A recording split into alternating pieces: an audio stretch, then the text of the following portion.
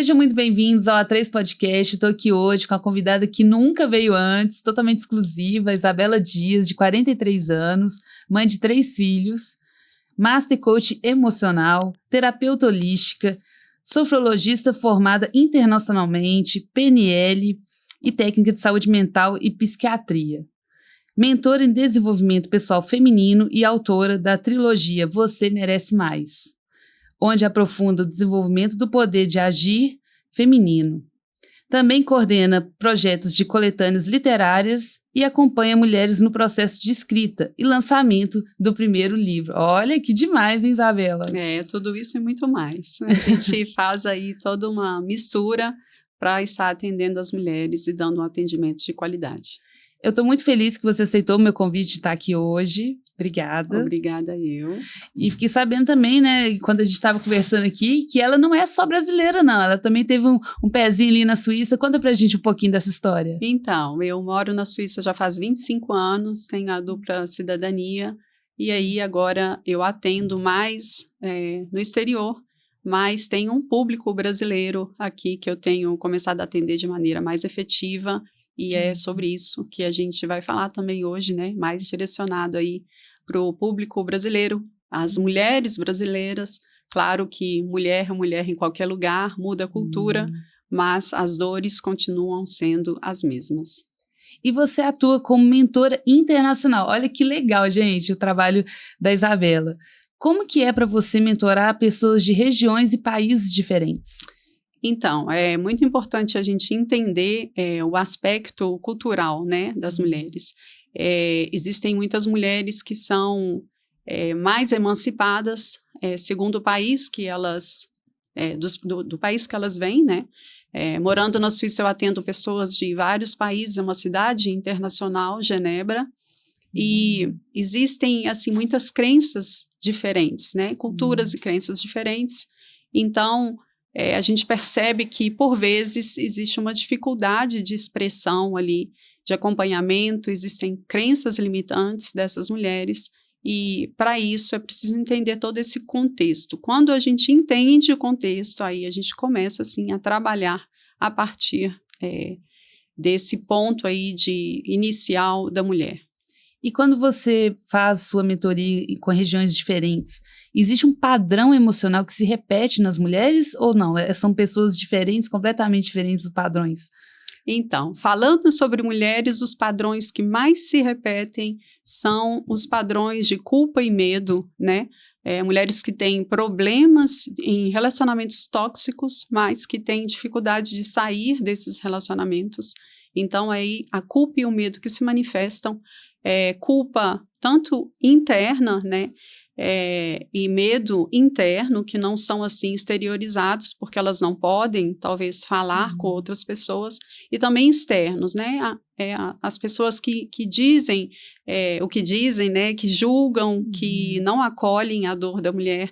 Então, muitas vezes a mulher ela acaba ficando sozinha no meio de um turbilhão de coisas para resolver, e ela emocionalmente ou até mesmo financeiramente não consegue sair de um relacionamento tóxico. E você começou na saúde mental. O que significa isso?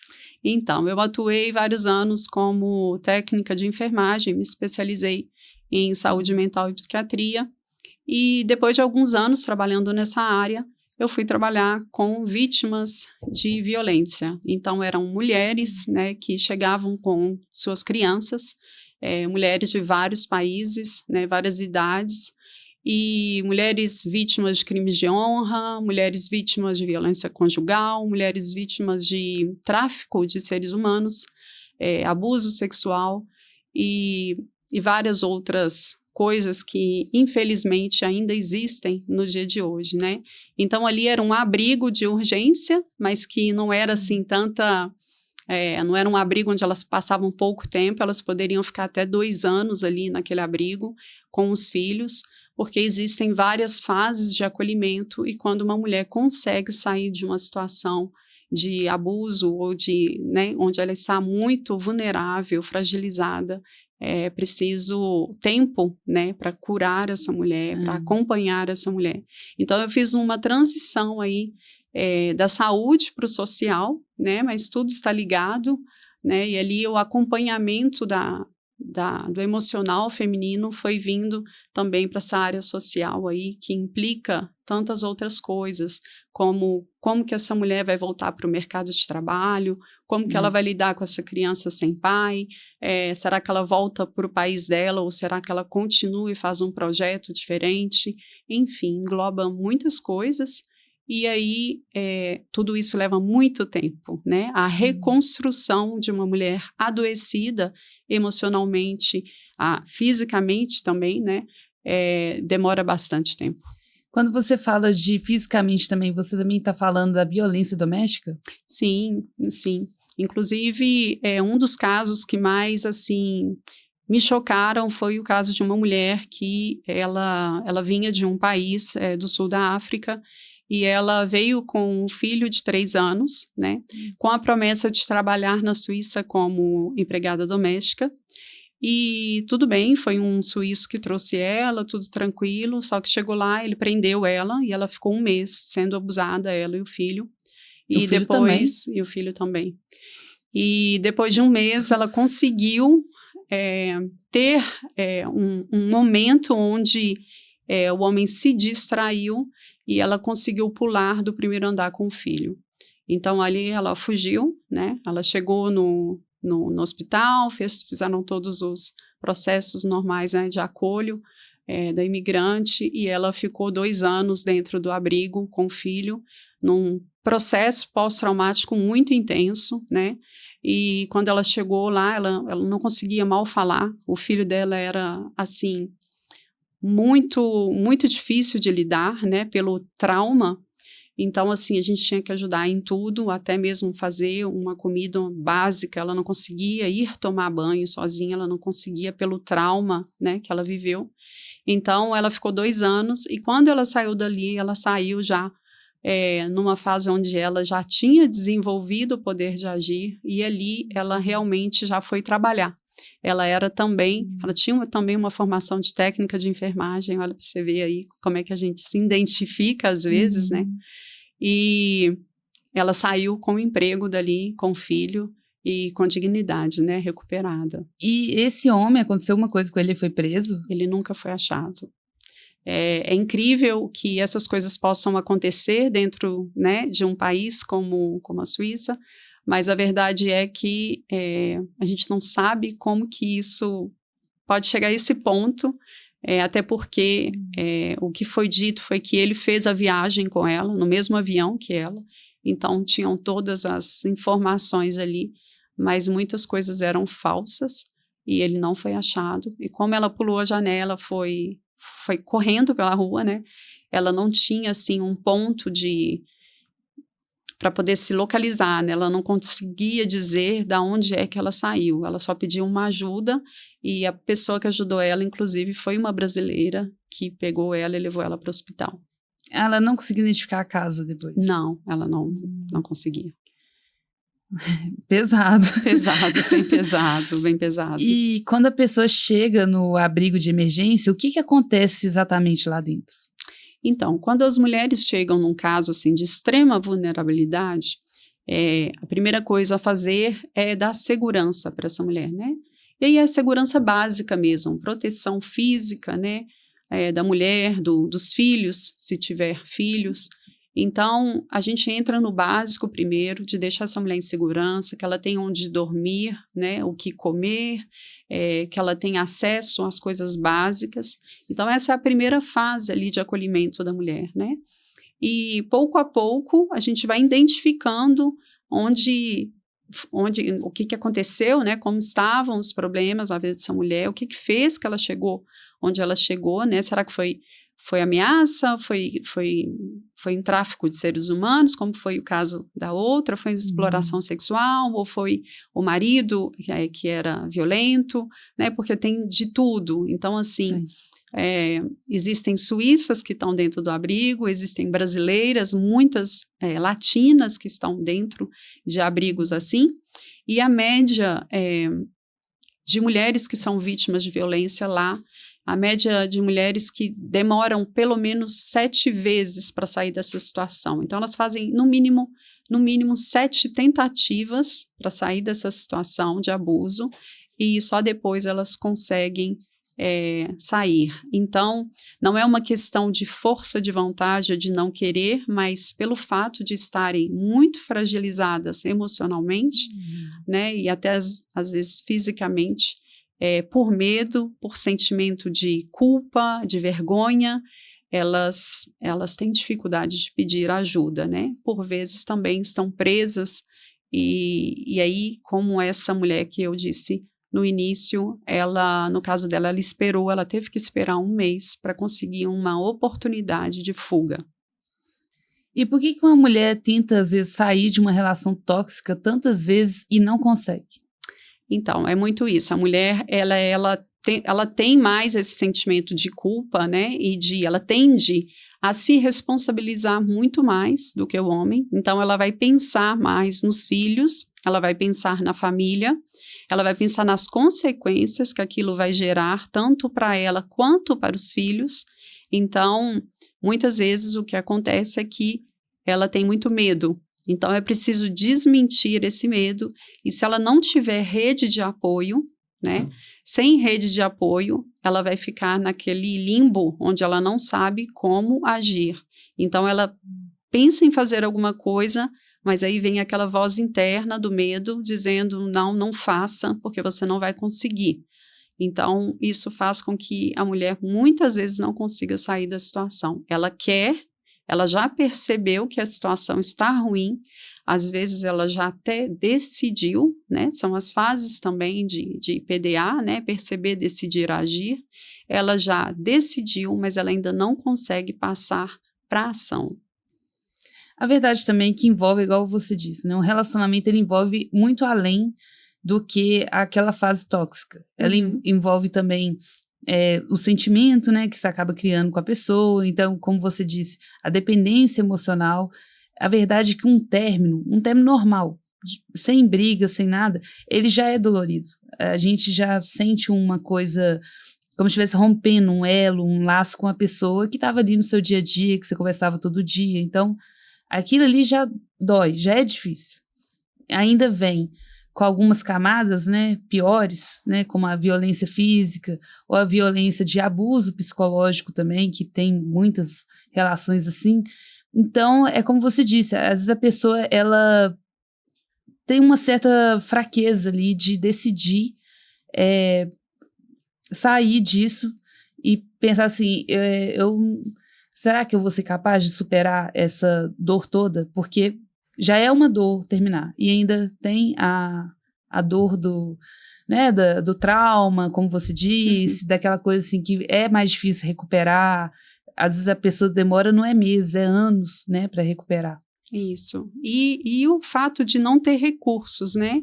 Existem mulheres que estão totalmente dependentes do parceiro, né? O que em si não é uma coisa ruim quando a relação flui, mas quando a mulher não consegue sair de um relacionamento abusivo porque ela é dependente, aí começa a ter problemas, né? Então é preciso que ela tenha uma rede de apoio. Por vezes ela sai, ela conta com a família, mas aí por dependência emocional ela volta, né? Ou por ameaça ela volta, e aí a família acaba descredibilizando aquela dor, né? Porque a mulher fica naquele limbo, vou, não vou, e acabam deixando, e a gente vê, né, até as estatísticas no Brasil com a violência doméstica, que não é nada legal.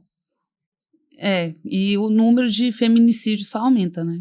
Infelizmente. E fora também que eu tô vendo várias reportagens sobre isso, porque não para de aparecer, né? Que o homem só é preso quando realmente mata a mulher. Porque se ele só bater, mesmo que tenha só bater, foi ótimo, mas não quis dizer isso, mas se ele bater e tem prova e tudo, não acontece nada, a gente sabe que não acontece nada. A gente vê aí muitas proteções, né, de distância, não sei como é que se diz isso. A medida protetiva. Medida protetiva, a gente vê a medida protetiva, só que é muito fácil, né, colocar somente essa medida, mas quem que vai vigiar esse homem? Não existe meios, né, no dia de hoje para ver realmente que esse homem vai cumprir com essa medida protetiva, e geralmente quando ele passa por cima disso é realmente para fazer algo que não estava combinado e algo não legal, né? Então, a gente realmente, no dia de hoje, se encontra ainda numa vulnerabilidade extrema com relação a isso. E para você que também estuda comportamento humano, PNL, saúde mental, o que você diria sobre o homem que é agressivo? Então, eu acho que tanto homens como mulheres, tá? Porque não é somente algo que os homens fazem, né? As mulheres também podem ser também abusadoras, podem também, né, ter comportamentos tóxicos, mas existe já um fundo aí que já vem se manifestando e que por muitas vezes não é observado pelo casal, né? Então, assim, quando falta alinhamento e que desde o início você percebe sinais, mas que você deixa passar, né? Porque no início é tudo muito legal, muito bom. Ele ficou chateado, talvez só hoje. Talvez me gritou comigo, mas foi só hoje. E aí essa banalização, né, da violência faz com que ela aumente. Então, quando eu dou o direito do outro de me tratar mal, eu estou validando o comportamento dele. Então, a mulher que valida o comportamento que não está de acordo com o que ela quer, ela acaba dando mais autoridade para que esse homem faça o que ele está fazendo, né? E isso é inconsciente, a mulher às vezes não percebe, como ela está sempre, a gente foi educada, né? Nós mulheres somos educadas a sermos mais boazinhas, a aceitarmos mais, a ter, assim, aquela doçura, né? Então, é sabido que as mulheres, elas choram, mas os homens, não podem chorar, mas os homens são explosivos. Então, a gente ainda vive numa cultura onde a mulher pode chorar e o homem pode ser explosivo. Então, isso acaba sendo banalizado e, pouco a pouco, a violência se instala. E quando acontece esse tipo de coisa, a pessoa começa a ver já, como você disse, né? Às vezes um empurrão, um tapa, uma coisa assim, que vem pequena no início. Qual seria seu conselho para quem está assistindo agora e que está passando por uma situação parecida, baseada nos seus estudos de psicologia? Então, eu acho que a rede de apoio é extremamente importante, né? Uma mulher sozinha, ela pode estar vivendo um abuso ali que ela não consegue identificar. Então, é preciso que, se ela tem alguma pessoa de referência, falar sobre o que ela está vivendo, né? Porque a outra pessoa pode ver os pontos cegos que essa mulher não está vendo. Então, muitas vezes, ela vai relatar com vergonha, né? Com um sentimento de culpa muito grande, vai banalizar um pouco a situação, mas é preciso que a gente informe as outras pessoas de que isso é da responsabilidade também da sociedade. Então, assim, se aquela mulher está vivendo uma situação complicada e ela não consegue sair dali, talvez é necessário também que a gente intervenha. Não intervir na vida do casal, não é sobre isso, mas o fato de, ao menos, estar dando ali um número de urgência para essa mulher, explicando que aquilo não é normal, explicando que os filhos devem ser protegidos, né? Tudo isso, às vezes, não vem mais na mente daquela mulher que está desprotegida. Então, ela só tem aquele sentimento de culpa e de medo. Culpa e medo. Se eu sair, o que vai acontecer? Pode ser pior. Então, é necessário, pelo menos, que a gente fale, olha, existe um serviço que pode te acolher, existem terapeutas que podem te acolher, mas para isso você precisa solicitar, né? Porque a gente não pode invadir o outro. Então, a mulher, ela precisa, pelo menos, fazer esse primeiro passo. E, às vezes, esse primeiro passo é acompanhado. E uma coisa também que eu achei interessante você falar da rede de apoio, né? Muitas mulheres, às vezes, elas estão já passando por alguns abusos, mesmo que psicológicos, às vezes não chegou a ser físico, mas tem a violência psicológica também. E ela, às vezes, ou por vergonha, ou porque também, igual você disse, para proteger o relacionamento, ela fala, não vou contar para as pessoas, não vou contar para meus amigos, para minha família. E aí ela não consegue, como você disse, ela não consegue identificar que ela já está passando por aquilo. E aí ela só vai ver quando o negócio já piorou muito mais, já levou, né, o grau de violência. Então, assim, que seria recomendável? Será que seria recomendável um livro, uma coisa assim? Você quer indicar um livro? Então, eu não dou indicação de livros, mas eu falo o seguinte: a violência, a situação tóxica dentro de relacionamentos ou dentro, né, de uma família, ela acontece com mulheres inteligentes, tá? Não é uma questão de inteligência, às vezes não é nem uma questão de falta de informação, por vezes é uma questão de falta de rede de apoio, mas mulheres inteligentes também são levadas para esse lugar de vulnerabilidade. E a gente vê aí muitos homens bananas, né? Mulheres que trabalham em excesso, que estão aí assumindo carga de família e sustentando homens bananas, né? Que é o que existe bastante no dia de hoje. E o que acontece é que os homens estão ficando muito folgados, né? Então, as mulheres assumem demais, elas assumem um papel de proteção das crianças, de proteção da casa, às vezes de proteção financeira, né? Mulheres inteligentes, formadas, né? Diplomadas, e que às vezes aí estão nessa dificuldade, porque ela é interna, né? Então, é uma briga interna com ela mesma, com esse sentimento de medo, culpa, o que eu vou fazer, o que vão falar de mim. Então, para isso, é necessário que a mulher busque uma ajuda qualificada, né? Então, uma ajuda de um terapeuta, uma ajuda profissional, se houver violência, uma ajuda da polícia, que vai indicar para a mulher o que ela deve fazer, né? Mas não se julgar pelo fato de, talvez, não conseguir sair dessa relação ou tentar reestruturar essa relação, por vezes funciona, mas nem sempre. Mas o que eu insisto muito é que as crianças devem ser protegidas e a mulher precisa desenvolver esse poder de agir. E o poder de agir é o que vai dar para ela essa liberdade de movimento. Quando ela percebe que ela está numa situação, ela começa a desenvolver capacidades para agir melhor. E o que mudou na sua experiência para que você possa trabalhar hoje com todas essas ferramentas que você aprendeu ao longo do caminho? Então, quando as pessoas me perguntam, né, com que eu trabalho, eu sempre respondo que eu sou mentora de mulheres. Mas aí me respondem, mas você mentora mulheres como? Então, eu trabalho de maneira holística. E o que isso quer dizer? Eu levo em conta o todo, né? Eu não olho para uma mulher só para a parte psicológica, ou para a parte física, ou para a parte espiritual. Então, eu levo em conta, a gente faz todo o mapeamento, né, do estado atual dessa mulher e para onde ela quer ir, né? Então, é muito importante primeiro ver onde ela se encontra, ela precisa perceber isso. E, inclusive, eu falo sobre isso na minha trilogia Você Merece Mais. Então, o primeiro livro é o livro do perceber, o segundo livro vem o livro do decidir, e depois o último livro é o livro da ação, é o livro de agir. Então, muitas vezes, o que trava não é nem a decisão ela já está tomada, mas agir fica difícil. Então, a mulher fica naquele limbo, eu sei que eu não quero, mas eu não consigo sair, como que eu faço?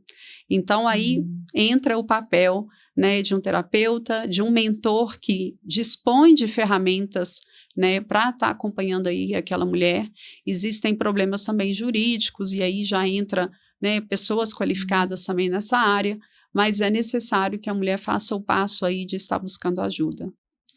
E uma coisa também que eu queria aproveitar, quando você falou de crianças, falou da infância, eu lembrei de uma coisa aqui, que não estava nem no script, mas faz muito sentido a gente tocar nesse assunto, que como que você enxerga que foi a infância desse homem mais agressivo no quesito assim. A mulher, ela tá dentro do relacionamento e aí ele não consegue controlar esse instinto explosivo e acaba partindo para cima. Com certeza algo desencadeou, e aí eu queria te perguntar, porque eu não sou psicóloga, mas como que você acha que foi a infância dessa pessoa para ela chegar nesse ponto e não conseguir se controlar? Então, eu também não sou psicóloga, mas trabalho nessa área de acompanhamento, né, com várias ferramentas aí também.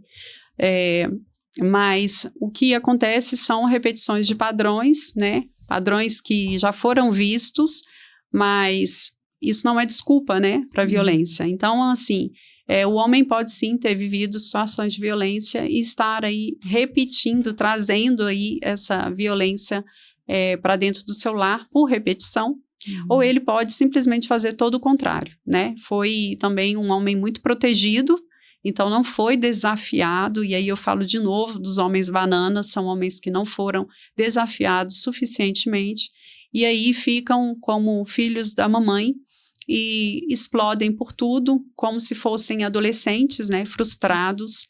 E aí um adolescente, o que que ele faz? Ele não consegue assumir um papel de líder de família, né? Então aí ele se comporta de maneira incontrolável, como um adolescente mesmo, que pega o videogame e quebra, ele acaba pegando os filhos e a mulher e quebrando. Então... faz sentido mesmo, não pensei nisso.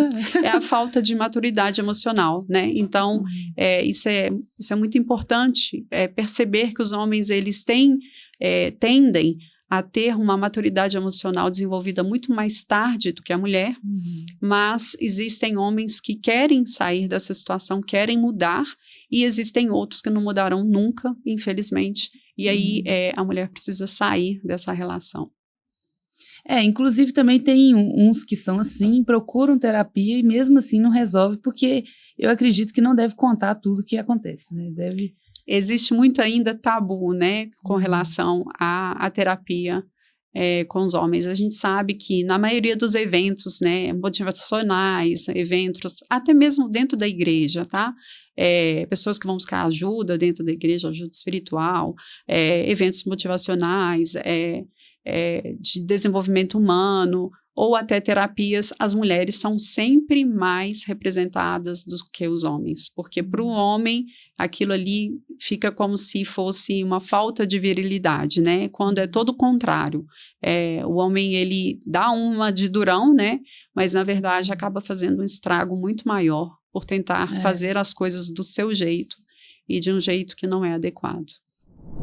E estamos aqui hoje no Estúdio Podcast recebendo Isabela Dias, mentora de mulheres, para o nosso bloco 2 aqui. Sensacional, vamos mudar totalmente aqui a questão das nossas perguntas e ela também vai falar um pouco da outra parte de trabalho dela, né? Porque a Isabela é uma pessoa multitarefas.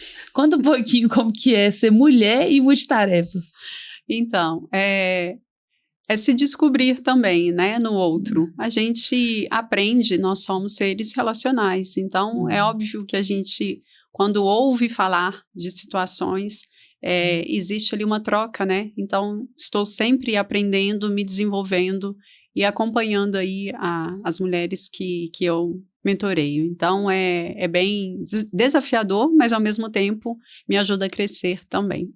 E depois da sua experiência clínica e social, como que foi para você essa escolha de ser mentora de mulheres? Então, para mim era um segmento assim lógico, né, de cuidar do feminino, porque eu vejo o feminino muito adoecido, né? Eu tenho 2 filhas também, que têm 21 e 23 anos, e é óbvio que quando eu vejo as minhas filhas, eu quero preparar também as minhas filhas para o mundo, né? E para isso é necessário também que a gente escolha o caminho de ensinar, né? Eu acho que durante um certo tempo eu estive ali trabalhando em grupo, aprendi muitas coisas, mas depois a gente acaba querendo ensinar mais do que simplesmente ser um fator de soma, sim, mas numa equipe, né? Ali, agora eu decidi ter esse papel sozinha, né? Então, eu faço mentorias em grupo e individuais, mas eu dou foco ainda para a mentoria individual. Então, ali é onde a mulher vem com as questões, a gente cria um ambiente seguro, a gente trata de muitas questões, né? Não existe tabu dentro de uma mentoria feminina e é muito bem estruturada, né? Então, assim, eu tenho estrutura para estar acompanhando as mulheres, eu não vou mentorear qualquer mulher, eu preciso que ela também se certifique que ela está de acordo de passar por um processo transformador, né? Porque no início eu trabalhei com mulheres que tinham um nível de consciência muito baixo, então eu passei por essa fase e hoje eu estou acompanhando mulheres que querem ter resultados mais rápidos. E para isso eu criei uma sessão decisional onde a mulher passa 90 minutos comigo, e aí a gente faz ali todo um mapeamento da situação dela, e ela já sai com muitas percepções, decisões tomadas, e aí ela percebe, decide e precisa agir. Então, é algo que traz uma rapidez de resultado muito maior, mas também a mulher precisa já estar numa fase que permite isso. E o que a mulher que chega até você geralmente está vivendo? Então, ela geralmente está vivendo num limbo, né, de uma situação que pode ser uma situação de trabalho, uma situação de relacionamento, uma situação dentro da família, né, e ali vem de novo os bloqueios emocionais, né. O que mais aparece é o sentimento de culpa e medo, sempre. Então, dentro das sessões, a gente desmente a culpa e o medo. E a gente começa a entender juntas que isso veio de algum lugar, foi construído por alguém, e a gente começa a desconstruir tudo isso para que a mulher possa ter mais autonomia. E quando ela recupera a autonomia, ela recupera a voz. E quando ela recupera a voz, aí sim ela consegue passar para a ação. E o que significa decidir com maturidade? Então, decidir com maturidade, eu diria que essa mulher, ela decide, mas ela não tem garantias de resultado, né? Porque é muito fácil você querer decidir alguma coisa sabendo que os resultados estão sendo ali certos, né? Então, assim, eu vou decidir algo e eu sei que vai dar tudo certo. Então, é fácil, né? Só que, por vezes, a gente não tem essa garantia. E, mesmo assim, a gente precisa decidir. Porque o lugar que a gente se encontra nesse momento, ele é um lugar ruim. Então, é preciso, nesse momento, por isso que eu lancei a trilogia Você Merece Mais, é realmente se ver, se posicionar e dizer, poxa, eu estou me encolhendo aqui nesse lugar. E se eu estou me encolhendo, não é ir para qualquer lugar, né? Porque quando não se sabe para onde ir, qualquer lugar serve, não é isso. E por isso a mentoria ela vem para estruturar para onde essa mulher quer ir, e aí sim, ela começa a ver que há possibilidades, ela pode quebrar crenças limitantes e ela pode fortalecer aí esse desenvolvimento de poder de agir feminino. E o que muda quando a mulher precisa agir mais rápido? Ela começa a perceber muito mais rápido, decidir mais rápido e agir mais rápido. Então, é como se fosse assim, uma mulher, ela está num relacionamento ruim e ela passa 10 anos nesse relacionamento ruim, né? E aí, durante 10 anos, ela ficou naquela inércia, vivendo algo ruim que não servia para ela, mas enfim, é o pai dos meus filhos, eu fico, e nós casamos na igreja, e tem os irmãos que estão atrás de mim, e que todo mundo está orando por mim, enfim, existem vários tipos de pressões, né, dentro da sociedade, das crenças dessa mulher, que fazem com que ela ainda tente ali ficar naquela situação com a esperança de que vai haver uma melhora. Mas quando ela faz uma segunda experiência, essa mulher ela já não é mais a mesma, ela já passou por algo, né? Então ela já começa a perceber que eu já vivi algo assim, eu não quero de novo. Então existem mulheres que conseguem ter essa percepção sem passar por essa primeira relação, e existem outras que vão precisar passar por isso e vão desenvolver a rapidez passando por situações cada vez menos complicadas, né? Ou então, elas vão precisar que a bola de neve se torne cada vez maior para perceber. Então, eu tenho, assim, todos os tipos de casos diferentes, né? Dentro de uma mentoria. Tem mulheres que percebem muito rápido e querem agir com impulsividade, sem preparar o terreno para isso, né? Que não é o adequado. Mas existem outras que esperam a bola de neve ficar tão gigante, tão grande, que não tem mais como não ver. E aí, quando você não tem mais como não ver, aí você toma uma decisão. Mas muitas vezes com medo mesmo. Então, é preciso estar ali trabalhando esse processo interno aí de desmistificar o medo e realmente trazer de novo para ela essa autonomia de decisão. E qual que é o erro mais comum da mulher forte? Então, eu ouço falar aí, né, nesse período de mulher guerreira, mulher empoderada, né, é de querer assumir tudo, né, de querer assumir o lugar do parceiro, o lugar do homem, e acaba que as mulheres, algumas mulheres, não todas, é óbvio, a gente nunca pode generalizar, né, por vezes a gente utiliza uma linguagem assim, mas nunca se pode generalizar. Mas acaba que a mulher que assume demais, ela castra esse homem. E esse homem, como eu disse anteriormente, um homem castrado vira também um homem banana, né? Então, um homem banana é um homem que não vai assumir nada, né? Hoje em dia, a gente vê que tem homens que vai sair com a mulher pela primeira vez e ele fala direto com a mulher, você pode pagar o gás para mim, para eu poder... deixar aqui as coisas em casa pronto, e aí você paga a primeira saída, e aí na próxima a gente vê. Poxa, não sei se eu... Isso nunca aconteceu comigo, graças a Deus. Eu sou muito antiquada, né? Eu tenho 42 anos. Eu nem sabia que tinha homem assim. Tem. O que mais tem é homem assim.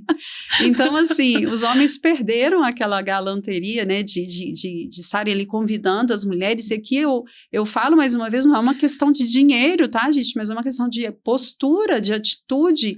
E os homens bananas não têm mais atitude, não têm postura. Então... Mas, complementando o que você falou, eu acredito que o feminismo... Infelizmente, vou ter que falar.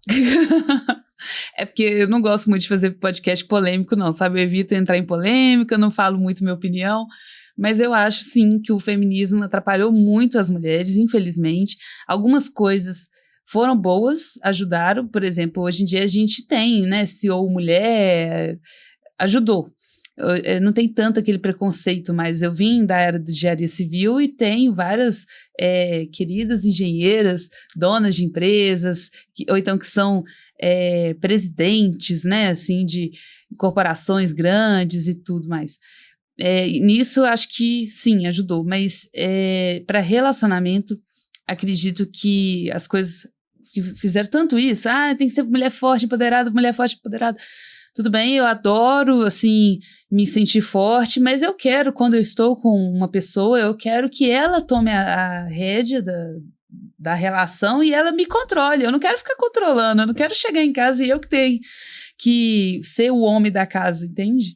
Então, assim, acho que o que você falou, complementando sua resposta, é que tem que ter um equilíbrio, né? Porque é igual esse encontro aí que você está falando do gás. A mulher, ela já, querendo ou não, né? Ela vai ali no salão, né? Se arruma e ela gasta com roupa, com a bolsa combinando com o sapato. Aí tem que bancar o cara que não pode fazer um jantarzinho ali romântico para conquistar no primeiro encontro. É isso. E aí eu falo, né? Eu sempre falo, eu pego esse conceito, né? Que os homens devem ser desafiados, as mulheres devem ser valorizadas e as crianças devem ser protegidas. O mundo que a gente está vivendo no dia de hoje tá bem difícil, né? As coisas estão assim muito bagunçadas, né? E a mulher realmente, ela pegou esse papel aí de mulher forte, de mulher guerreira, de mulher que dá conta de tudo, e quando isso acontece, ela se adoece.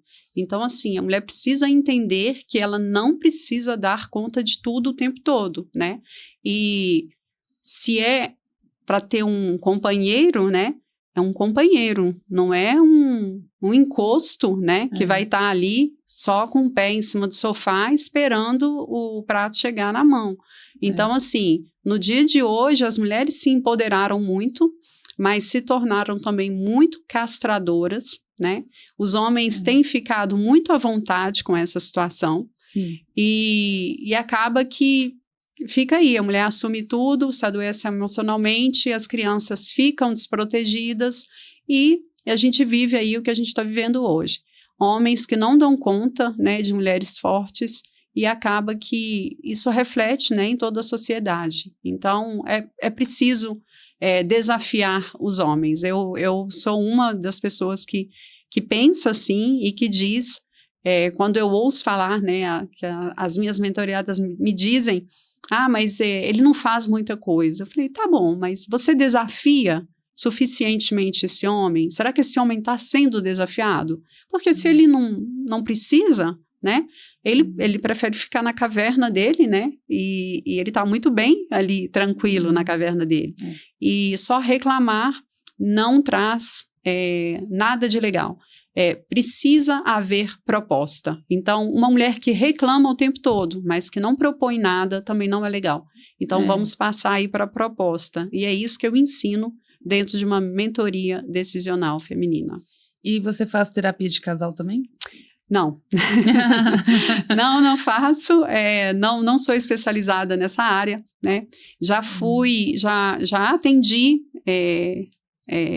separadamente, né, homens que pediram para falar com a terapeuta da mulher, mas eu não faço terapia de casais e não pretendo fazer também. Eu acho que é algo assim essa terapia sistêmica é algo que tem que ser feito realmente por um terapeuta sistêmico.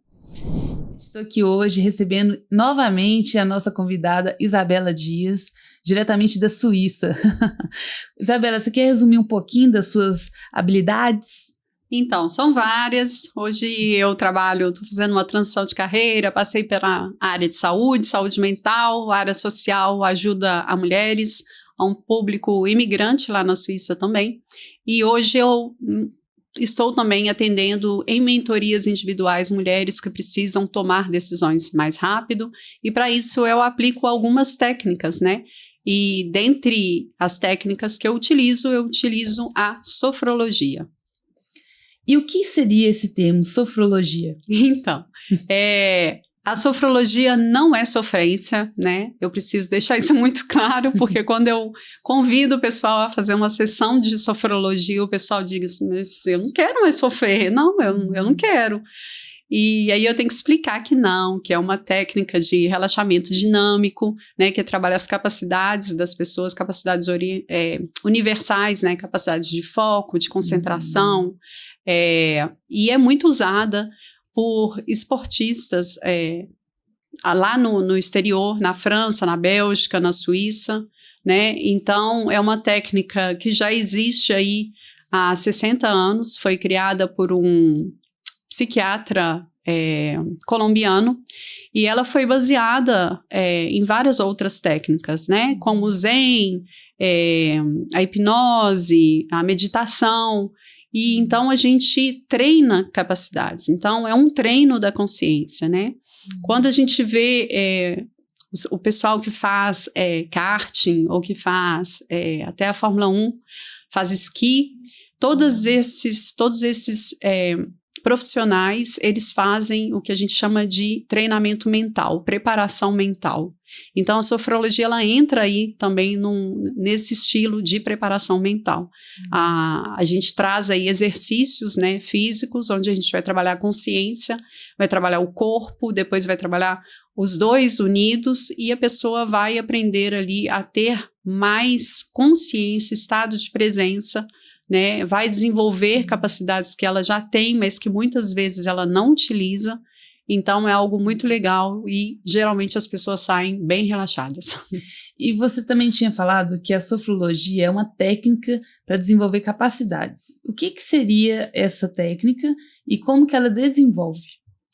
Então, quando uma pessoa chega para uma sessão de sofrologia, que pode ser feita presencial ou online, ela sempre vai trazer um assunto, né? Então, ela pode estar aí passando por algo, por exemplo, que acontece bastante, são jovens que vão passar, talvez na faculdade, passar num exame difícil, né? Numa prova difícil, e aí ela está com medo do branco, né? Medo de certas situações estressantes. Então, a gente vai fazer a preparação mental. Então, essa preparação é o quê? A gente vai fazer a visualização do futuro. Então, pouco a pouco, a pessoa ela vai aprendendo, tá? Não é só uma sessão, né? Ela vai aprendendo a relaxar primeiro o corpo, tomar consciência, né, da presença do corpo. Em seguida, ela vai aprendendo a ver o tamanho que está os pensamentos dela, né? Porque por vezes as pessoas chegam e assim, é como se tudo tivesse desproporcional, como se a cabeça tivesse assim desse tamanho e o corpo assim todo pequenininho. Então é preciso acalmar um pouco esse mental e dar espaço para o corpo, né? Porque tudo que a gente sente passa pelo corpo. Então assim, tem pessoas que comem tão rápido que nem sentem o gosto dos alimentos, né? A maioria. Então é preciso voltar para esse estado de presença. E a sofrologia, ela traz tudo isso, né? Então, pode-se trabalhar o passado, o futuro, projetos, né?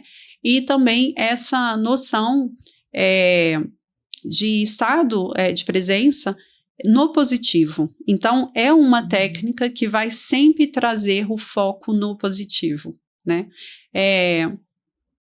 Essa é a diferença total da sofrologia, é que ela vai focar sempre no positivo. Então, a gente sempre faz exercícios, né? Alguns exercícios físicos simples, tá? Às vezes levanta um braço, abaixa o braço e vê a diferença de um braço para o outro, para você voltar a sua atenção para o seu corpo. E aí você começa a perceber. E no início as pessoas, elas só percebem o negativo. Então elas vão dizer, eu tô com dor no braço. Não conseguem perceber o positivo dentro do próprio corpo. Então elas estão habitando um corpo só pela dor. Elas não conseguem perceber o corpo no relaxamento. Então a gente vai trazendo tudo isso em consciência. E através desse trabalho que é feito, as pessoas elas vão desenvolvendo capacidades e elas vão desenvolvendo também segurança, autoestima, né? Um estado de presença maior, elas vão tendo mais foco, né? Concentração. Então, tudo isso vem através de um treino que é feito com a sofróloga ou sofrologista, eu não sei bem como é dito no Brasil, mas que já existe há muitos anos na Europa e que agora se desenvolve um pouco mais no Brasil. E é interessante você falar que a pessoa, às vezes, ela tá olhando para o espelho e enxergando o defeito, né? Porque eu sinto muito isso, que principalmente mulher, né? Mulher se cobra muito com relação a peso, né? Eu tô acima, às vezes você pede para fazer um exercício, aí ela vai ficar olhando, mas aqui tá roxinho, ou então aqui tá me dando uma estria. Ela não percebe, assim, essa questão de pensar no positivo, como você disse. Não percebe. E o que se passa? Todos nós, é como se nós fôssemos feitos de mais e menos, né? Aí tem o negativo e o positivo. Todos nós temos isso. O sofrologista, ele não vai injetar o positivo na pessoa. O que ele vai fazer é que ele vai fazer com que o negativo fique menos visível e o positivo sobressaia mais no campo de consciência da pessoa. Então, a pessoa ela vai começar a perceber mais, trazer foco para essa consciência de uma maneira positiva. E por que isso é muito importante? Porque uma pessoa que foca sempre no negativo, onde ela foca, aquilo se expande. Então, todas as vezes que eu foco aqui na minha taça, no meu copo, eu foco nele e eu desfoco do microfone. Se eu foco no microfone, eu estou desfocando daqui. Então, se a pessoa ela tem um foco somente no negativo, o positivo ele vai sumir. Mas se ela começa a focar no positivo, aqueles pensamentos sabotadores, né, que diminuem e tudo também vai diminuir. Então isso é válido para tudo, tanto para preparações mentais, né, de, como eu disse anteriormente, de provas, de exames, para estar mais calmo, para estar com mais energia, para estar mais positivo, para acreditar que vai dar certo e mentalizar tudo isso, quanto para situações também pessoais consigo mesmo. Então, a gente trabalha essas capacidades positivas. E de onde que vem a sofrologia? Então, a sofrologia foi criada por Afonso Caicedo, que é um psiquiatra que já faleceu, um psiquiatra colombiano, mas ele se desenvolveu na França e depois na Suíça. Ele passou uma boa época aí nos países orientais e ele foi buscar por que essas pessoas elas conseguiam ter menos doenças, né, do que as pessoas dos países ocidentais. Então ele disse, mas ele trabalhava no hospital psiquiátrico e ele dizia, mas tem doenças que a gente não consegue curar aqui. E por que eles não têm essa incidência tão forte dessas doenças nos países orientais? E aí ele percebeu que era muito sobre também as nossas crenças de como a gente percebe as coisas, né? E foi dando origem aí à sofrologia. Ele tentou fazer com que ela virasse uma ciência, mas ele morreu antes que isso fosse possível. Então, hoje a gente diz que não é uma terapia, mas pode ser terapêutico. E onde que a sofrologia é mais utilizada? Ela é mais utilizada na França, na Suíça e na Bélgica. Aqui no Brasil ainda não chegou? Existe no Brasil já um grupo, uma associação de sofrologistas, existem alguns terapeutas, mas ainda não é muito divulgado essa técnica. E o que significa relaxamento dinâmico? Então, nos níveis de consciência, né, existem níveis de consciência. Então, aqui nós estamos acordados, mas às vezes, sabe quando você pega o carro, dirige e você está assim com o pensamento longe, e aí você chega em casa e fala, nossa, cheguei tão rápido, nem sei como é que eu cheguei aqui. Isso já aconteceu com pelo menos uma vez com cada um de nós, né? A gente fica não entende muito bem. Isso é um estado de consciência modificado. Então, nós passamos por um estado de consciência modificado todos os dias, várias vezes durante o dia. E o estado, por exemplo, de hipnose já é um estado de consciência modificado mais baixo, né? E entre ele existe esse estado de consciência modificado, que é o estado sofroliminal, que é o estado da sofrologia. Então, a pessoa, ela tem uma consciência mais aberta, mas ela não está num estado de hipnose. Então, para que isso não aconteça, a gente faz os exercícios sempre em pé ou sentado, para que a pessoa não durma, né?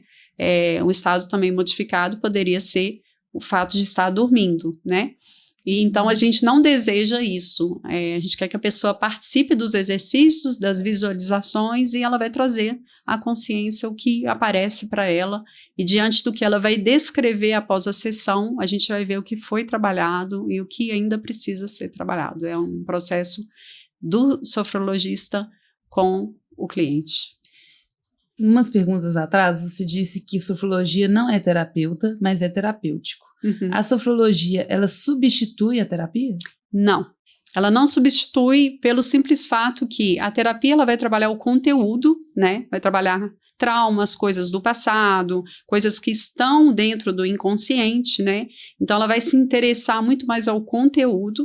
Já a sofrologia ela vai se interessar às capacidades. Então nós vamos reforçar sempre as capacidades, que muitas vezes estão ali adormecidas somente, então a gente vai trazer essas capacidades para cima, né, e vai colocar sempre aquele ponto positivo dentro das capacidades. Então a pessoa, ela vai ficando cada vez mais autonomizada dentro daquelas capacidades positivas e vai ficando mais calma, vai tendo mais energia, mais foco, mais concentração, como eu disse anteriormente. E quem pode praticar a sofrologia? Então, geralmente todas as pessoas que não estão em processos de distúrbios psicológicos importantes, né, ou surtos psicóticos, pessoas com depressão que não está sendo tratada, a gente não atende, né, pessoas com psicoses não, esquizofrenia e tudo isso, mas se não, quando a gente tem dúvida, é óbvio que a gente vai pedir que a pessoa converse com o médico, né, de família, para saber se pode ou não fazer esse treinamento mental, mas normalmente, fora esses casos de psicopatia, todas as pessoas podem fazer sofrologia. E por que não pode? Porque como a gente fala de consciência, né, e que a gente vai entrar numa consciência um pouco modificada, a pessoa que já tem uma fragilidade diante disso pode descompensar psicologicamente durante uma sessão. Então, você fala no sentido de chorar? Não, o choro ele não é uma descompensação, né? É simplesmente a emoção se exprimindo. E isso é normal e tá tudo bem. Mas uma pessoa que já teve um episódio, por exemplo, de delírio, isso pode voltar durante uma sessão, porque nós estamos ali trabalhando também com uma consciência modificada. Então, ela pode virar para esse lado aí, a gente não tem controle sobre isso, né? Então, como não somos considerados terapeutas, no Brasil, em todo caso, é assim que funciona. Lá na Suíça, eu sou considerada terapeuta, eu tenho uma agregação de terapeuta para isso, mesmo que a sofrologia não seja considerada uma terapia. Então, é um pouco complexo, né, de explicar, mas existe contraindicações e essa é uma contraindicação absoluta. Pessoas com psicopatias podem voltar a ter episódios, né, ali de descompensação psíquica, então a gente não vai trabalhar com elas. Mas é porque a sua sofrologia, ela se baseia um pouco em hipnose ou não? Ela se baseia também na hipnose e a gente não pode garantir que a pessoa não vai entrar no estado hipnótico, né? Como eu te disse antes, durante o dia nós passamos por esses estados de consciência modificada sem percebermos, né? Então, ali dentro dos exercícios, normalmente a gente guia a pessoa para um relaxamento e depois para uma mentalização, e aí a gente vai escolhendo o caminho que a gente quer ir. A gente conversa antes, existe uma proposta que é feita e alinhada com o cliente antes, mas a gente não tem essa garantia, né, que o cliente não vá para um lado totalmente diferente, e esse lado totalmente diferente é quando ele não está muito equilibrado. Então, para esses clientes a gente não atende, porque não somos qualificados para trabalhar o conteúdo e sim somente as capacidades. E o que muda quando a pessoa pratica a sofrologia regularmente? Então, é uma pessoa que está muito mais conectada com ela mesma, no estado de presença, ela começa a ver não borboletas voando, né? Não vamos generalizar as coisas, mas elas percebem um ambiente um pouco diferente, elas conseguem perceber quando o ambiente está muito carregado de negativo, então elas se retiram. São pessoas que passam a ter mais positividade, querem ter resultados, né? E trabalham para isso, porque não é uma sessão somente, né? Como eu disse anteriormente, pessoas que trabalham com esporte de alto nível fazem sessão de sofrologia para ter foco, né? Para ter um estado de presença e concentração muito, muito ali focado. Então, existem várias indicações, né? Mas a pessoa, ela com certeza sai mais alinhada com os valores dela. Nós trabalhamos também os valores e aí vamos trabalhando cada vez coisas mais profundas, mas ela é com certeza uma pessoa mais conectada com o corpo, com a mente e com a consciência. Você tinha falado que às vezes a pessoa está dirigindo, ela esquece um pouco que está ali e quando ela vê, já até cheguei, porque ela está nesse estado de consciência modificado. Sim. Isso é normal? Isso é de pessoa saudável? Ou ela está passando por algum estresse, algum trauma, alguma coisa? Então, isso é normal. É normal que nós podemos passar por esses estados durante o dia sem perceber, né? Agora, a partir do momento que a gente vê que isso está trazendo um prejuízo, né? É preciso consultar. Aí já não é mais normal, né? Então, se tá vendo alguma coisa que né, que as outras pessoas não estão vendo, ou está tendo algum tipo de atitude incontrolável, ou que não consegue, né? É preciso consultar um terapeuta especializado, né, um psicólogo, um psiquiatra, para ver e analisar o conteúdo e por que isso está acontecendo. Entendi. E quando que a pessoa consegue identificar que já não é normal mais? Então, é difícil. Por vezes são as outras pessoas que avisam, né? Nem sempre a pessoa percebe que ela está tendo um comportamento diferente. Então, a depressão, por exemplo, a gente sabe que hoje no Brasil existem milhões de pessoas afastadas dos seus trabalhos por depressão. E isso não impacta só a pessoa, isso vai impactar também 3, 4 a 5 pessoas ao redor dessa pessoa, porque a depressão, ela vai causar um distúrbio ali familiar também, né, uma desorganização familiar, e às vezes a pessoa não se dá conta, mas a outra que está ao redor dela vai perceber e vai dizer, olha, o que você está passando não é normal. Sejam muito bem-vindos ao A3 Podcast, meu nome é Fernanda Tê, estou aqui hoje para apresentar para vocês a convidada que vai falar um pouco sobre leituras contemporâneas, Isabela Dias, 43 anos. Conta pra gente um pouquinho de como que foi esse projeto de lançar leituras contemporâneas. Então, é um projeto de coletânea literário, né?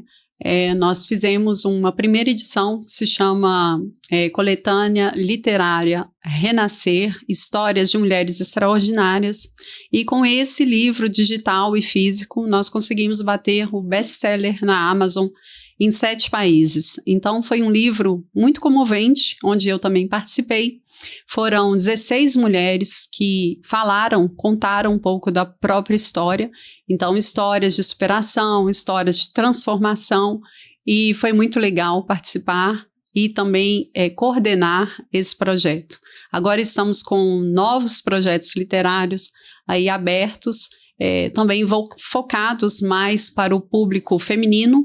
É óbvio que a gente também acolhe, né, os homens que quiserem fazer projetos literários, mas o próximo projeto aí que está em pauta agora são Mulheres de Deus, onde as mulheres poderão falar sobre o relacionamento delas com Deus, a experiência delas com Deus, e de maneira dentro de uma coletânea. Então, o que é uma coletânea? São várias mulheres que escrevem, né, dentro do mesmo livro e que publicam esse livro juntas. Então, a gente dá toda a assessoria para isso, né? Desde a mentoria de escrita até a publicação do livro. E no ano passado, o livro da Coletânea Renascer foi também para a Bienal. Então, foi bem legal. E quando você disse que já lançou um best-seller, como que é o nome do livro? Quem sabe, né? O pessoal que está assistindo, quer comprar o livro. Então, eu individualmente lancei 4 livros, né? O primeiro foi O Poder do Chá de Coragem, em seguida foi a trilogia Você Merece Mais, né? Então, esses 4 livros bateram o best-seller Amazon e estão no formato digital, né? Por que no formato digital e não físico? Porque como eu moro no exterior e que foi publicado somente ainda em língua portuguesa, por enquanto a Amazon no Brasil não faz livros físicos. Ela vende livros de livraria, físicos e tudo, mas ela não faz edição única. Então, isso é possível lá na Europa, a gente pode encomendar um livro só e eles imprimem um livro só, mas aqui no Brasil a gente é obrigado a passar por uma gráfica, né? E como eu não moro no Brasil e como eu não estou aí fazendo muitos eventos presenciais no Brasil, somente quando eu venho aqui, eu preferi deixar no formato digital, mas existem aí esses 4 livros escritos por mim, Isabela Dias, então essa trilogia e esse livro solo, e dentro da coletânea, Histórias de Mulheres Extraordinárias, né, Renascer, esse livro, ele tanto no formato digital, né, pela Amazon, quanto no formato físico. Então, as mulheres pegam esse livro e vão fazer eventos, né? Elas podem falar só sobre a parte que elas escreveram, ou elas podem falar do livro como um todo, que é um livro que fala sobre histórias de superação. Então, é muito legal. E por que você começou a trabalhar com coletâneas femininas? Então, eu comecei porque eu vi que havia uma necessidade de acompanhamento, né, da parte de várias pessoas aí. Para mim, eu fiz uma mentoria, na época eu fiz uma mentoria para aprender a estruturar a minha escrita, né, e como foi muito bom para mim ter essa ajuda, ter essa mentoria para aprender a escrever, eu percebi que a maior dificuldade das pessoas não era nem escrever, era organizar e também saber como fazer depois, né? Para publicar, para colocar o livro realmente em venda e tudo isso. Então, eu criei esse projeto dando continuidade, né, no acompanhamento feminino, porque a gente diz que a cura vem pela fala, mas a cura também pode vir pela escrita, né? Então, quando uma mulher escreve, ela também está se curando de várias coisas que não foram ditas, né? Ela passa a escrever ali, talvez dores, talvez coisas que eram tabu, e a gente pode também ficcionar isso, né, no nome de uma outra pessoa, não precisa ser no nome da mulher, né? Dentro da coletânea Renascer, uma das mulheres escolheu essa opção, então não é o nome verdadeiro dela, e a partir daí, dentro da mentoria que a gente dá um suporte também baseado no emocional feminino. Então, existe ali trocas também muito legais e pode ser uma porta de entrada para uma publicação depois solo. Então, também eu já acompanhei mulheres que, após essa coletânea, né, junto com outras mulheres, criaram coragem e foram escrever o seu próprio livro. Então, escrever pode ser terapêutico? Pode ser terapêutico. É como eu disse anteriormente, não é terapia, mas pode ser terapêutico. Porque quando a gente coloca para fora, a gente está ali também tendo que olhar para aquilo, né? Olhar para aquela dor ou para aquele evento que passou ali. E com a ajuda de outras mulheres também, quando a gente faz isso em grupo, é muito interessante, porque existe uma dinâmica ali entre as mulheres. Isso reforça também essa autonomia feminina, ela vai criando mais... a mulher vai criando mais confiança para falar da própria história. Então, eu acho, assim, bem legal de fazer isso em grupo, primeiramente para as mulheres que têm dificuldade e depois o projeto solo. E o que acontece quando a mulher escreve algo que ficou guardado por anos? Então, é preciso ter muita sensibilidade, né, para acolher. Por isso eu falo que é possível contratar um serviço de um ghostwriter, que é uma pessoa que escreve para você, né? Você pode, a gente trabalha com ghostwriters que podem escrever história para você, que são qualificados para isso, mas são pessoas também que têm uma certa sensibilidade para acolher, né? Não são qualquer, né? Eu não trabalho com qualquer pessoa.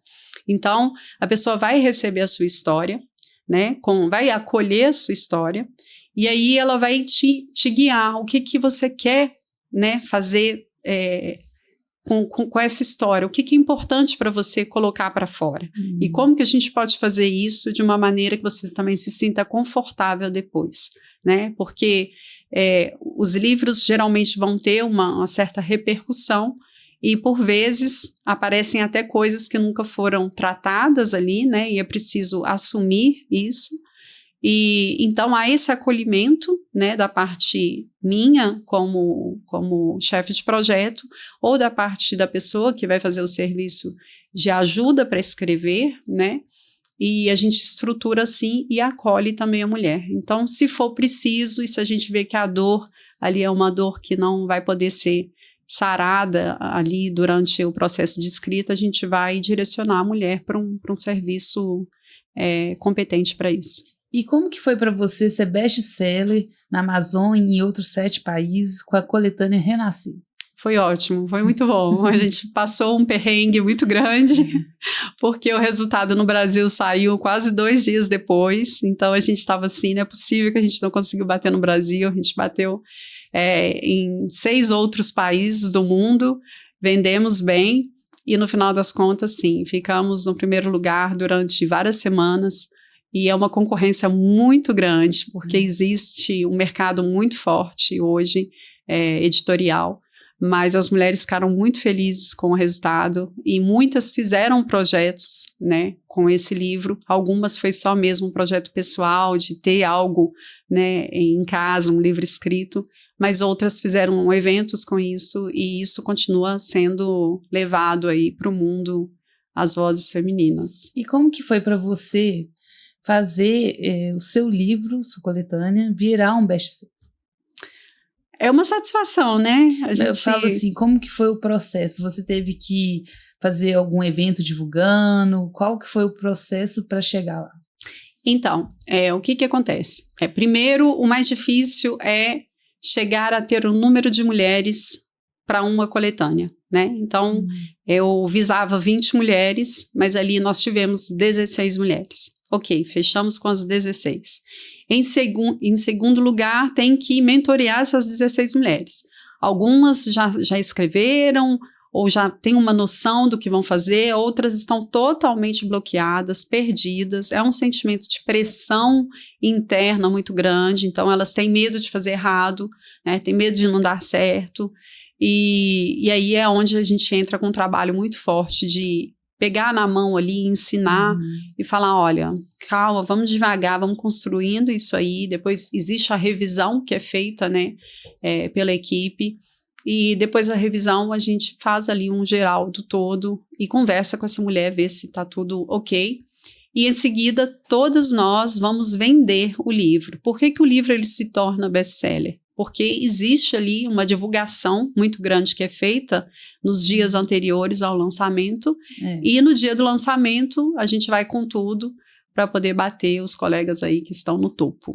E o que esse projeto representou para as autoras? Então, depende de cada uma delas, né? Como eu disse antes, teve mulheres que fizeram esse projeto somente mesmo para ter um livro sobre a história delas em casa, e outras que estão aí divulgando, fazendo palestras, falando sobre o feminino, tratando histórias de superação, né? Levando esperança para mulheres que estão aí também em processo de reconstrução. Então, é muito individual. O que foi tirado ali de conclusão após esse best-seller aí, mas de forma geral, todas as mulheres ficaram muito agradecidas e muito contentes com esse projeto. E qual o maior medo das mulheres em escrever? Então, é o medo da exposição, né? A exposição sempre é um medo, e o medo do julgamento, porque será que quem vai me ler vai me entender? Será que o jeito que eu estou escrevendo está bom? Ou vão rir de mim, ou vão achar que está fraco, ou não sei. Existe muito esse sentimento de novo que volta, né, que é muito presente nas mulheres, muito comum nas mulheres, que é o medo.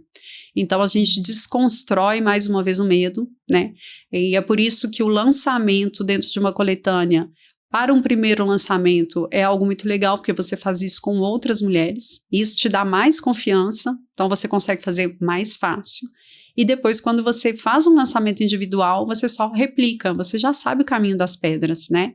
Então fica muito mais fácil de fazer um lançamento depois sozinha. Você também acompanha mulheres no lançamento do primeiro livro. Sim. O que mais trava nesse momento? Eu acho que de novo, mais uma vez, esse medo, esse julgamento, mas é um auto-julgamento, é uma autocrítica, né? As mulheres, elas têm isso com elas muito forte, que elas têm que ter resultados muito bons, porque senão o que vão falar, o que vão pensar de mim. Só que elas não entendem, muitas vezes, isso é preciso ser reforçado, que elas estão à frente de muitas outras mulheres. Quantas mulheres gostariam de escrever e que não conseguem nem chegar até esse ponto, né? De, pelo menos, sonhar com isso, né? Então, as mulheres que escrevem já são mulheres mais empoderadas, já são mulheres que têm uma abertura de consciência maior, e isso só traz benefícios, porque vai desenvolvendo cada vez mais capacidades, qualidades ali, e ela vai criando mais força para os próximos capítulos. E o que muda quando a mulher publica a sua história? Então, vai depender também do que ela conta, né? Ela geralmente vai falar dos seus valores ou da sua história pessoal, numa primeira coletânea. Mas o que muda é que realmente essa mulher se sente ouvida, né? Ela é lida, ouvida, vista, e ela realmente dá voz àquilo que ela acredita. E o que conecta a sua mentoria literária com esse trabalho maior de mulheres? Então, eu acho que tudo está assim conectado de verdade, porque quando a gente fala sobre o feminino, a mulher ela é cíclica, né? A mulher ela é diferente do homem, ela tem a sua ciclicidade. E muitas vezes a gente ouve muito falar sobre a mulher tá chata, a mulher tem TPM, a mulher é fraca, a mulher, enfim, a gente ouve muitas coisas negativas ainda sobre a mulher. E quando a mulher escreve, geralmente ela vai falar de uma dor, ou ela vai falar de um estado, ou ela vai falar de uma superação, e tudo isso empodera não só ela, como as outras que vão estar lendo, né? E isso conecta com o trabalho que eu faço de acompanhamento também do desenvolvimento do poder de agir. E quando a mulher ela desenvolve esse poder de agir, quando ela desenvolve esse empoderamento, né? Sem ser castradora, né? Sem desenvolver os homens bananas, aí mais uma vez, ela tem tudo a ganhar, né? Ela ganha mais leveza, ela ganha mais voz ativa, e ela pode inspirar outras mulheres a fazer a mesma coisa. E agora umas perguntinhas pessoais para a gente encerrar o podcast. Chegamos no finalzinho e sempre temos aquelas perguntinhas que você pode levar para o lado pessoal, não precisa ser falando de forma profissional, tá bom? Tá bom. O que você faria para que esse ano seja um ano incrível? Então, eu tenho metas traçadas já, né? Eu faço um plano onde eu aposto algumas fichas, né? Porque se a gente olha para todos os lados, a gente não olha para lado nenhum. Então, é necessário estruturar. Então, eu estruturo sempre algumas fichas no lado financeiro, no lado relacional e no lado de saúde. Então, eu tenho 5 fichas, eu coloquei 3 fichas na saúde para esse ano, porque eu necessito olhar para isso, uma ficha no relacional e uma ficha no financeiro. Agora, a última pergunta. Hoje, por algum motivo, é seu último dia na Terra e você não pode deixar nada, nenhuma rede social, nenhum livro, apenas 3 verdades. O que você diria? 3 verdades, vamos lá. Para mim, não existe acaso, eu acho que as coisas estão determinadas. Eu acredito num Deus eterno, criador de todas as coisas, e eu acredito que é possível evoluir. Nós estamos aqui num caminho de evolução e que, para isso, é necessário que a gente faça o trabalho. E esse trabalho ele é individual, antes de tudo. Com certeza. Muito bem. Obrigada, Fernanda.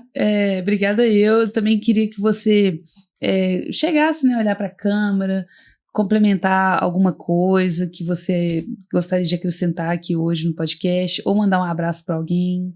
Então, para as pessoas que querem ter, né, um acompanhamento de mentoria feminina, decisional, onde a mulher vai aprender a desenvolver a capacidade de tomar decisões de forma mais assertiva e mais rápida, o meu perfil no Instagram é @isabeladias.br. E falando de coletâneas literárias, para as mulheres que desejam publicar um primeiro livro individual ou através de coletâneas literárias, o perfil é isabeladias.escritora ou @vozes em coletânea, e isso tudo dentro do Instagram. É isso. Que ótimo. Muito obrigada por ter vindo aqui hoje. Obrigada a você e até a próxima. Até, com certeza. E para você que ficou até o final, espero você no próximo episódio. Muito obrigada.